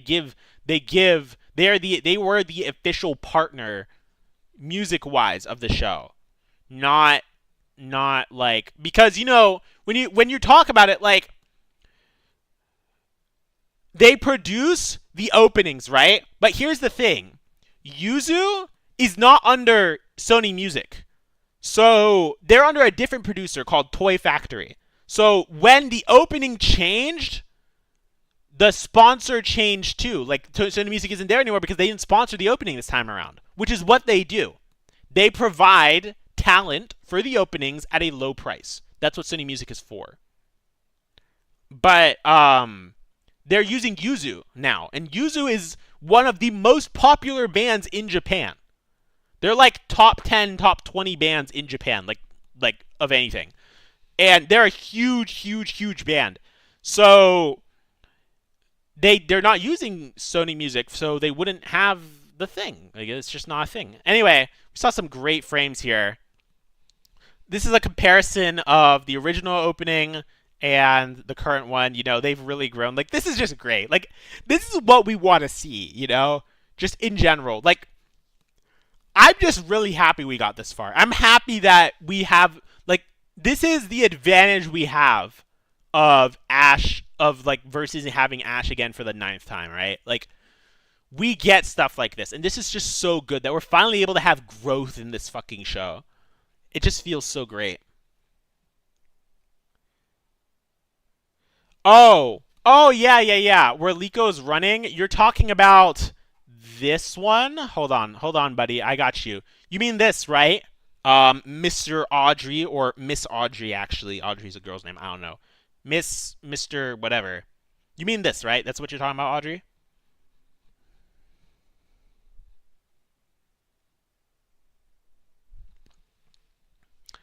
I'm gonna wait for them to reply. Yeah. So this scene is symbolism, right? So I say it right here. Liko is desperately trying to reclaim what she once had. That's what this symbol is for. Meanwhile, on the other side, Roy is just calmly walking. He's steadily moving forward, and he's also moving on from what happened in Rakuwa. Up till now, Roy hadn't been investigating Rakuwa or anything. He had been trying to move forward in his own life and become stronger so that he can challenge Black Rayquaza and also be able to protect others. Like, he had begun to focus on himself. He didn't let himself get caught up in the past. But Liko did and continues to do so. Yeah, I mean, he moved on and he accepted it, right? Like, he got this jacket, which looks like Freed's jacket, and he accepted Freed's death. You know, he moved on. Like, he's not going to wallow in it forever. But Liko, as we saw in today's episode, clearly hasn't. And judging by the opening, where we see right here, she hasn't moved on still. Even after Roy cheered her up, still hasn't really moved on.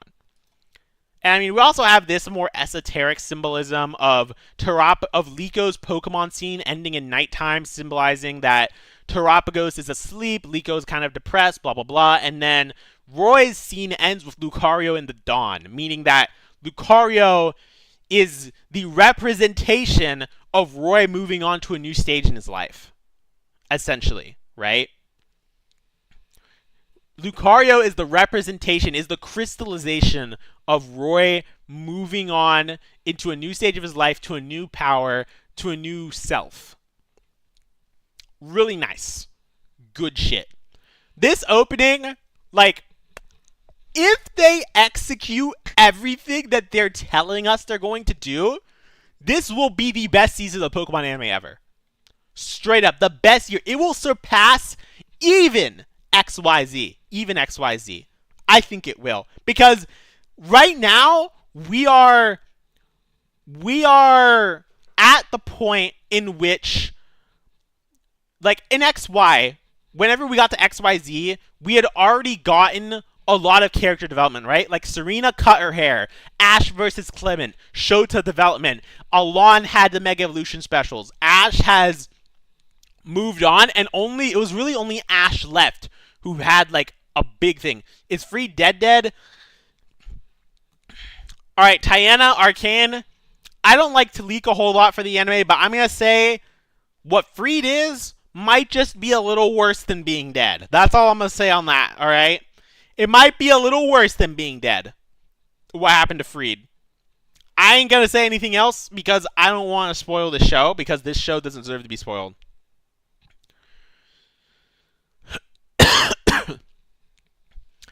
Entirely possible, Ethan. Entirely possible. It would actually be pretty cool if he did. It'd be even better if he skipped it. Like, imagine Ash shows up, like, riding Koraidon. And, like, he did everything. Like, that'd be cool. That would be cool. I'd be fine with that. I don't think anyone would complain. Anyway, yeah. So, yeah. Overall, I'm very, very impressed with the level of writing that Daisato has pulled out for us. He has set the bar for this arc extremely highly. Daisato, the head writer of Pokemon Horizons, and the writer of these two episodes, as well as next week's episode. He has set the bar very high for the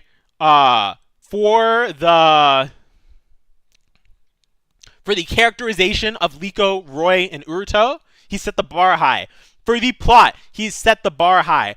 For the battles and the character relationships, he has set the bar high. Like, he has showed us what this show can be. So I want to see the rest of the writing staff match his energy. I want to see some great scenes, some great relationships, some great angst. Like, I want to see everything, bro. I want to see it all.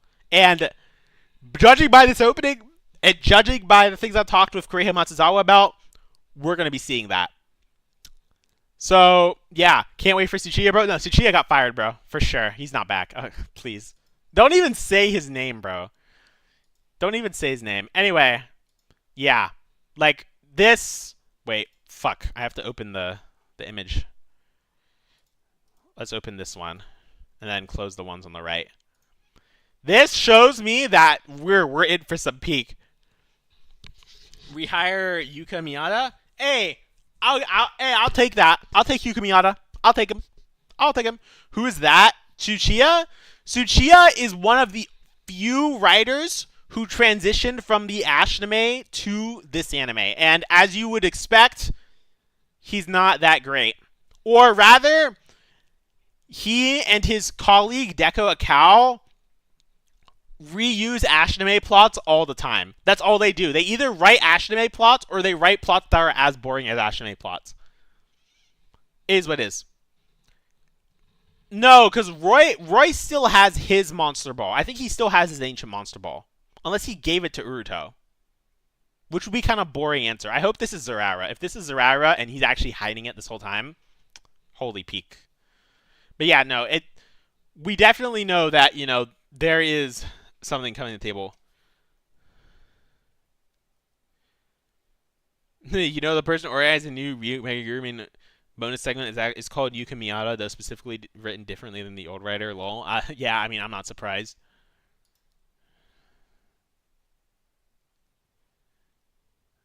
Uh,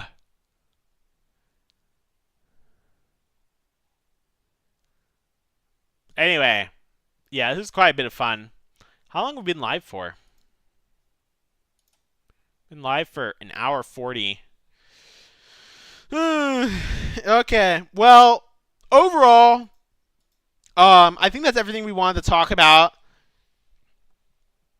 So what's in that ball? It's probably Zeraora Rizwana. It's probably another hero. Overall, is Liko a furry? I mean, let's be honest. Let's look here. Did I retweet that? I think I did. Let's see. Yeah. Liko is a bit of a furry. I'm not gonna lie. Nah. Like you can't watch the, you can't look at that and you be like, yeah, you know, Liko's not furry. Like there was even a guy, a Japanese fan who was like, man, I love the Yuri between Liko and Mascarnia. Give me more, please. And you know what he called it? You know what he called the ship? He called it Liko Mass. Okay? Liko Mass. That's what he called it. And that's like the official Japanese name for the ship. Okay? And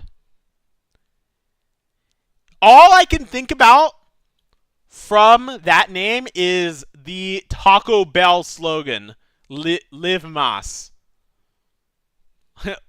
Live Mas. It's Liko Mas.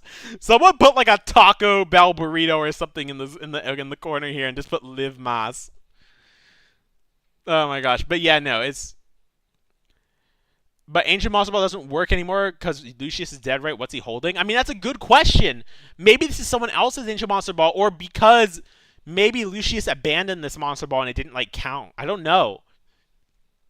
Or maybe he has a similar experience to Roy. He found the Zeraora, and then the Zeraora escaped out of the ball when Lucius died, and he's trying to find Zeraora too, but, like, as a secret.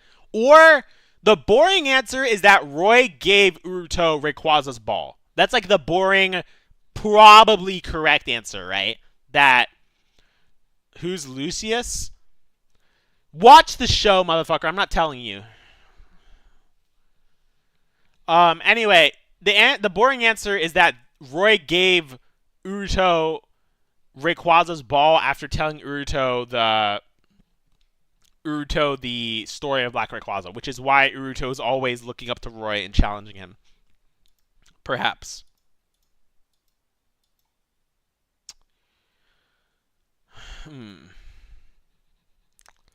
Anyway, I think that's everything. I feel like that's nonsense from writing standpoint. Yeah, me too, but then what the fuck else is it? Like, it's gotta be Zeraora's ball then, or some other ball. Like, this is not a Pokeball. Like, let's zoom in. This is not a Pokeball. This is not a Pokeball. It is something else. So, it's either Zeraora's ball, aka Mega Voltage, or it's Rayquaza's ball. It can't be any other thing. Like, it has to be one of those two things. Yeah, Zeraora might be the 7 here. It's not a Terra Orb. He doesn't have a Terra Orb. He never went to Paldea. He went to Kalos. That's where he went. And Zeraora was originally supposed to be a Mon in Kalos. Terra Orb sucks. It's not the Terra Orb. That's ridiculous. I mean, it kind of looks a little bit like a Terra Orb. Like, you see that little silver line? It could be a gold line, though. It could be an Ancient Monster Ball. Like, let's pull up an image of a Terra Orb. Okay.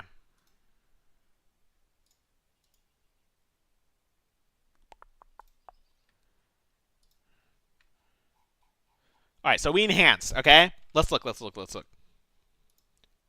Enhance more. So we have this thing. We have this. You see here, this is like light brown, okay? It's not purple. It's light brown. You do see this silver band, which is a little reminiscent of a Terra Orb, but it's like gold. Like this is probably gold. It's not. This isn't a Terra Orb, I don't think. But we really do like kind of look at it. I'm max. I'm 500%. This is convenient because I have a 1440p monitor, so I can zoom in this much, which is nice. I don't know how much you guys can actually see, but this doesn't look like a Terra Orb. It looks like a Hero Ball. Open up a OP2, between XYZ, OP, and Mega Voltage. You mean when they're standing on the thing? Yeah, it does kind of look like that. I believe my friend Thomas was the one who brought that up. I'm not 100%.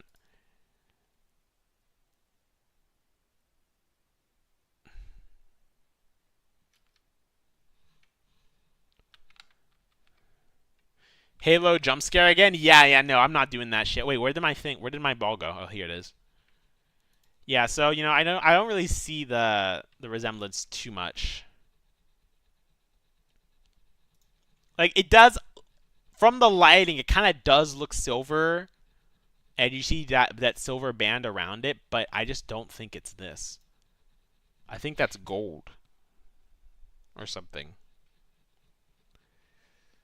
Yeah, no, I'm not calling that a Terra Orb. There's no way it's a Terra Orb because he didn't go to he didn't go to Paldea. They would have said if he did in any of his excerpts. They said he went to Kalos specifically, right? Not that.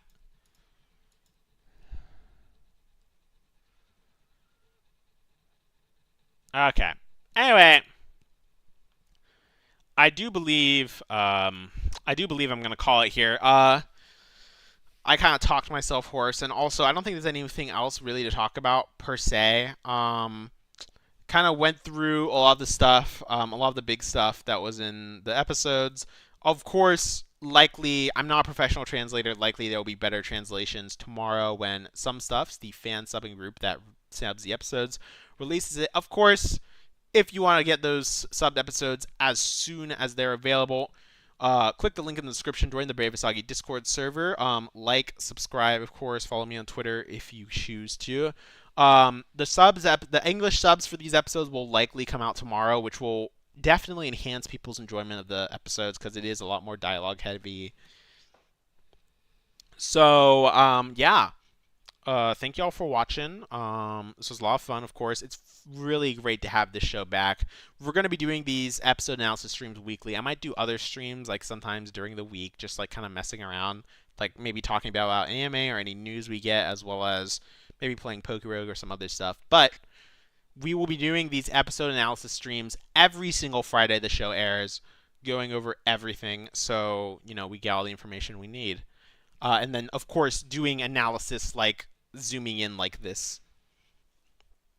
So yeah, thank you all for watching. Yeah, join the Discord server, link in the description, and like, subscribe. Thank you all for watching, and I'll see you all next time. Peace.